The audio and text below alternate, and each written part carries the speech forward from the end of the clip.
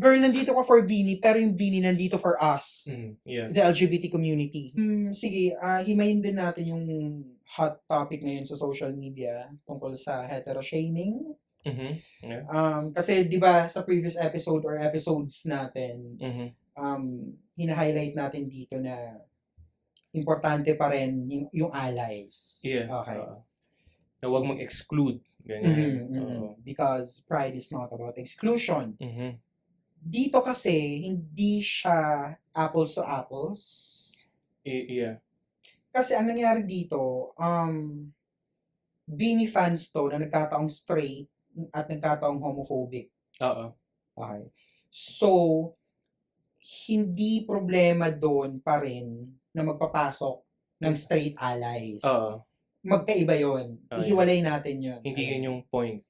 Ang point dito, hindi na foresee ng organizers na dadagsain ng homophobic na Beanie fans. Yeah, Yung Pride Festival na dapat ay para sa ating mga LGBT plus individuals. Correct. Okay. Some people are also saying na wag na mag-invite ng like parang performers of that popularity for the next events, pero hindi siya solution eh.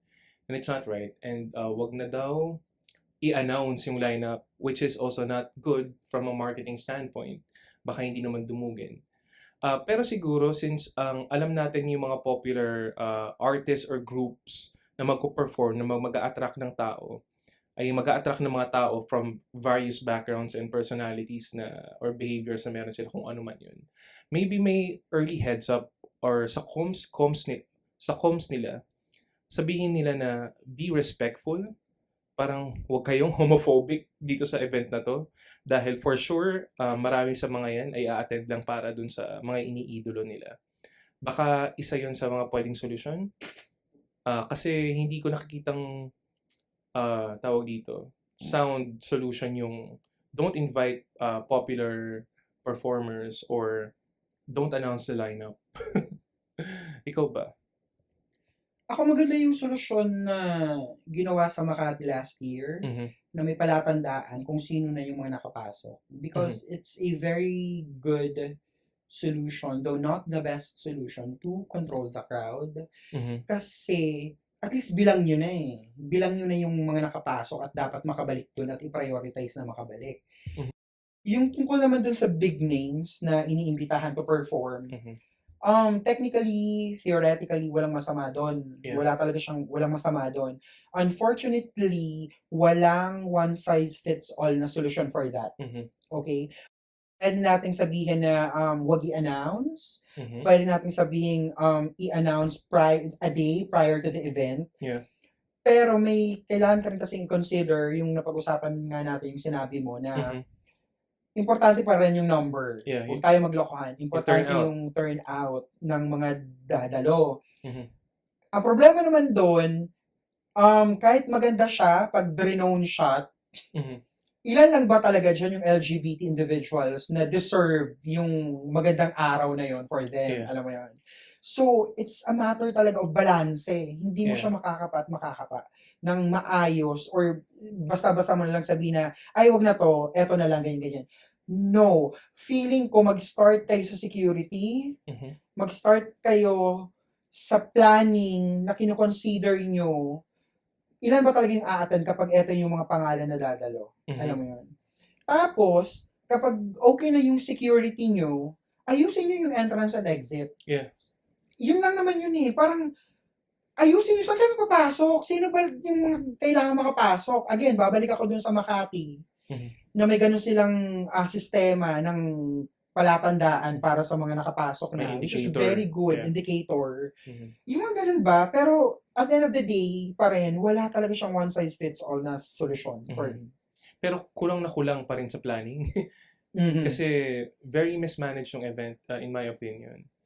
So, I think may mga basic problems na dapat na foresee. Like, why are you gonna close the gates? Saan pupunta yung mga tao? Tsaka yung ano na lang. Speaking of basic, Di ba kinancel daw nila yung evening program, Concert, yeah. yung concert part. Like parang, hindi nyo ba talaga na-foresee na malakas ang ulan? Totoo. The past several years, lagi umuulan. Exactly. Yung technical problems or yung kuryente, yung Oo. mga ganun ridiculous na girl, no. Ano No, na eh, hindi siya acceptable, sa totoo lang. like, yung safety na yun ang buhay ng mga tao. Correct. Parang, Dapat number one priority. oo, SOP na. Ang una yung aasikasuhin dyan ay yung safety ng performers nyo tsaka ng mga dadalo. Oo. So, sa performers side, yung mga simpleng kable ng kuryente, Oo. ang ridiculous naman na hindi nyo na foresee or hindi nyo na secure. Yeah, hindi na nila secure. Alam mo yun? So, that happens.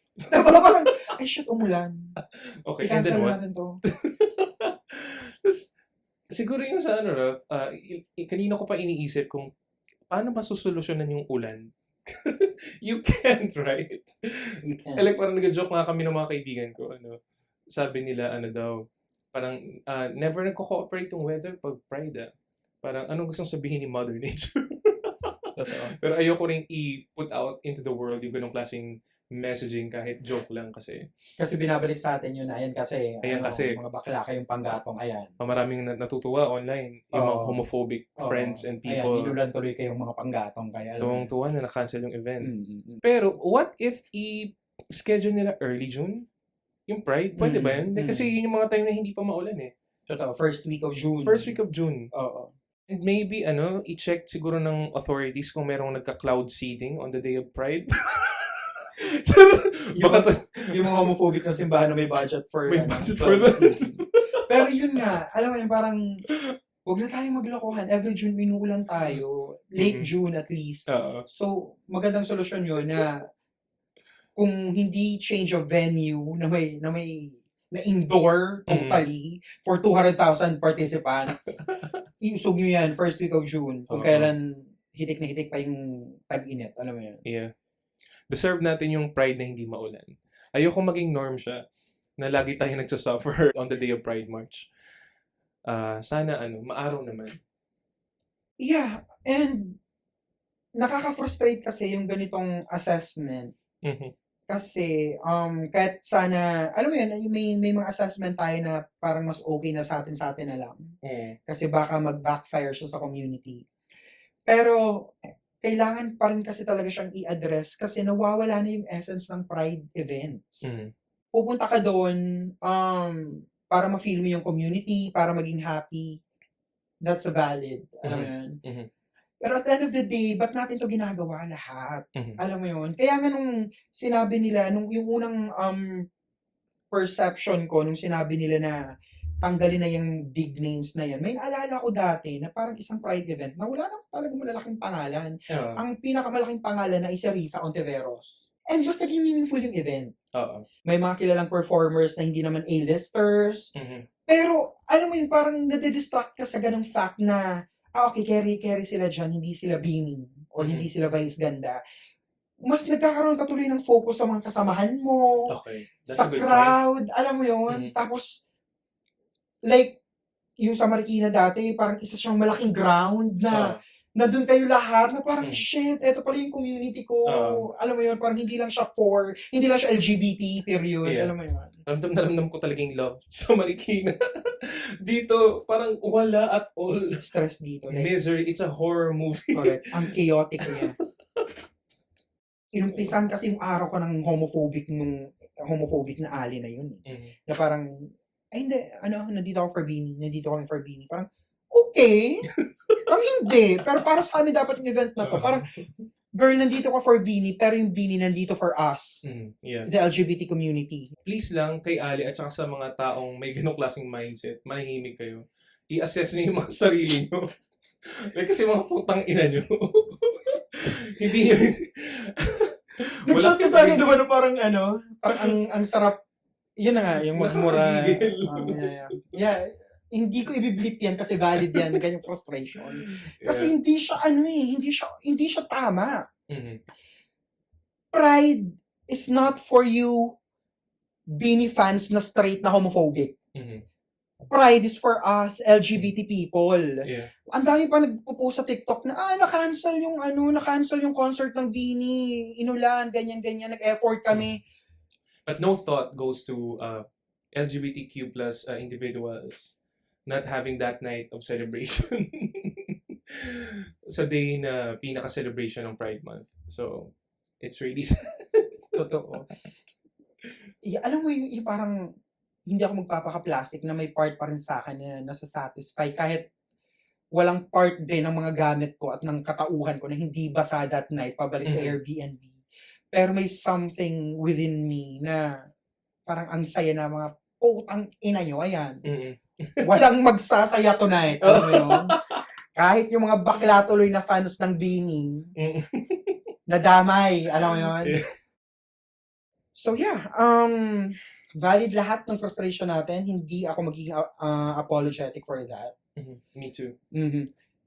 Ngayon, for our final part na lang. Ayoko na sabihin final thoughts kasi yung final thoughts natin, hindi totoong final thoughts eh. Yeah. Nakakaroon ng final sa dulo. Pero for the final part of our episode for today, gusto lang natin i-reiterate. And this goes to all non-LGBT plus individuals. Nang yung mga ganitong Pride events and festivals every June, hindi po ito para sa inyo. Para po ito sa amin. Okay? Nagiging para sa inyo ito rin kung isa kayo sa mga tinatawag na allies or kakampi namin na compassionate at hindi kailangang maging bakla, lesbiana, or miyembro ng LGBT+, para magkaroon ng idea kung paano ba kami nagsasuffer ngayon. Dahil wala kaming mga karapatan na na-enjoy tulad ng mga karapatan na na-enjoy ninyo as hetero couples. Okay? Pride is not for you. Pride is a protest for LGBT rights. LGBT plus rights. You can be with us, you can join the event kapag ipaglalaban nyo rin yung causes na gusto namin, na para sa amin, na kailangan namin. Correct.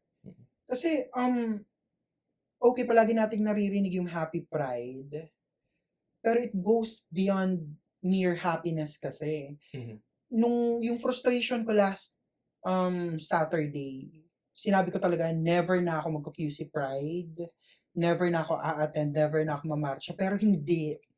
Kasi, yung marcha part ng event na yun, yung pinaka-significant and pinaka-meaningful for me. So, ang pinaka-pwede kong gawin ay i-adjust yung mga bagay-bagay for the march itself na maging komportable for me. Like, for example, hindi na ako mag-sneakers. Feeling ko magka-cracks na lang ako or anything na alam mo yun, na goma, na hindi na ako mafo-frustrate pag nabasa ako. Yeah. Magdala ng light, exactly, kapote, alam mo yung mga ganun, mga pasiguro, or towels, anything na lighter lang, na hindi ka masyadong mahahassle kapag nagmamarcha na kayo, pero at least secure ka na kung umulan man, magiging komportable pa rin yung experience for you. Kasi yun nga, at the end of the day, dapat hindi lang tayo naghahanap ng kasiyahan, dapat naghahanap din tayo ng kahulugan. Yeah. Bakit natin to ginagawa? Kasi minsan, actually hindi minsan, wag lang tayo magplastikan, madalas natatabunan yung meaning dahil sa mga malalaking pangalan na nagpa-perform. It's lost in the sauce. Exactly. Nagiging siyang concert. Hindi na siya nagiging pride event. Which is frustrating na dapat yung concert part ay part lang ng isang mas malaking pakikibaka, kumbaga. Yeah. Alam mo yun, mas malaking meaning. So yun. Totoo yun eh, kasi even sa marketing and word of mouth na nakikita ko online, it's all about the performers. Pero, bakit ginagawa yung Pride? Wala akong makita dun sa PubMats. Or kung meron man, it's buried there. And the big names is what's being at front and center. And that needs to change. Yes, and pwede mo nga siya ulit bilang final episode natin to for this Pride Month 2024 series. Pwede mo siya ma-connect doon. Babalikan natin yung kauna-unang episode natin for this series and for this podcast, for this channel na Pink Capitalism, na okay, nakasuporta kayo sa amin, pero asan dyan yung part na pinapaliwanag ninyo beyond just seeing us, beyond just making us feel seen na naiintindihan ninyo that pride is a protest. Wala. Alam mo yun? Parang, okay, vina-validate ninyo yung pag-iibigan ng dalawang baklang gwapo. Pero asan yung meaning beyond that? Alam mo yun? Kasi, parang okay, responsibilidad ba namin yan sa corporation? Yes! Kung ililabel mo yung sarili mo as an ally, mag-research ka ng maayos and make it more meaningful. I'm talking about your ads, your marketing paraphernalia, whatever. Make it more meaningful for the community. It's the least that you can do kasi you're profiting off of our Exactly. struggles, of our struggling community. Correct. Diba? It goes beyond just two handsome guys kissing on a billboard Yeah. on EDSA. Maganda siyang tingnan. We love that it's reaching as many people as it can, Mhm. bringing awareness of same-sex relationships. May mga natatrigger kayong homophobic, pero naiintindihan ba nila kung bakit nyo nilagay yun sa EDSA? Diba? Panawagan din to sa Pride PH at saka sa gobyerno na kumakalinga sa kanila to hold these events na i-highlight ninyo every year that at the end of the day, Pride is a protest. Alam mo yun? At ayusin nyo yung security nyo, ayusin nyo yung planning nyo. Yeah, same lang din. Nawawala kung ano yung totoong mensahe ng Pride, ng marcha, ng protesta. Hindi ako makakita ng diskusyon kung ano ba yung kailangan ng LGBTQ plus individual sa atin. Wala yun sa mensaheng nakikita ko online and on TV. Ano yung mga batas na hindi pinapasa para protektahan yung community namin? Ano nang nangyayari sa SOGI Equality Bill? Ano nang nangyayari sa Anti-Discrimination Bill? Even yun, yung pag-remind sa community and allies and yung tao dito sa Pilipinas, hindi niya na come across yung message. Parang I didn't see it. Parang nakaka-frustrate, nakaka-disappoint. And sana bumalik na yung Metro Manila Pride sa pag-organize kasi para walang monopolyo. Yeah, Kumbaga. walang dependency sa local government. And experienced na talaga sila sa mga ganito. Wala akong experience ng na hindi okay, di ba? Na hindi okay na sila yung nag-organize. Alam mo yun. So sana makabalik sila. Sana lahat ng mga bilyonary at milyonaring bakla sa Pilipinas ay tulungan ang Metro Manila Pride na makaahon. Sponsor and continue to sponsor. And ayaw naman natin silang pag-awayin. Sana yung galing ng Metro Manila Pride sa pag-organize, makuha ng QC Pride or ng Pride PH. Why not mag-merge sila? Alam mo yun, may mga ganung thoughts na parang wini-wish mo na sana next year, mag-start na sila mag-collaborate. Alam mo yun? Yeah. So there? Yan, ang dami nating Yeah, medyo halo-halong emosyon.